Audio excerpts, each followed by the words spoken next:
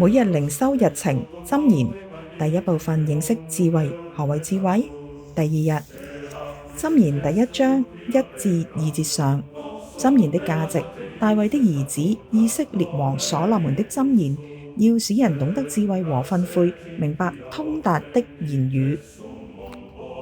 不只是道德，箴言中最重要嘅字眼呢，就係智慧。佢嘅含義唔單止係包括咗道德，而且係超越道德啊！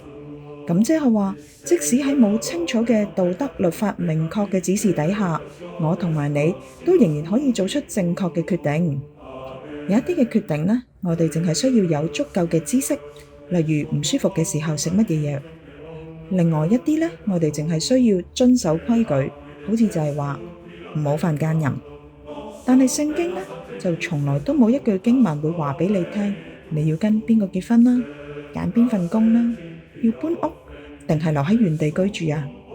然而呢一類嘅決定做錯咗呢，都可能充滿災難嘅。我哋亦都冇明確嘅道德律法可以規範喺人格上面嘅疏失，就好似冇禮貌、衝動、情緒脆弱同埋混亂。如果上帝喺每一種情況都俾我哋寫100條嘅法規，我哋就會去依賴呢一本書同埋自己嘅努力。然而當我哋睇見智慧嘅原貌嘅時候，我哋就會被驅使去注視耶穌，就好似馬可福音6章2節，所賜給他的是什麼智慧？嗰度描述啲人係幾咁驚嘆耶穌有幾大嘅智慧啊！思考問題，你有冇見過一位良善有道德但唔明智嘅人呢？禱告。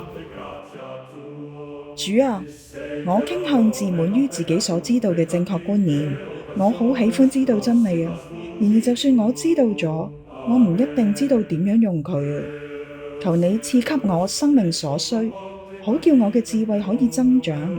求你提醒我，所領受嘅一切都係嚟自於你。奉主耶穌基督聖名求，阿門。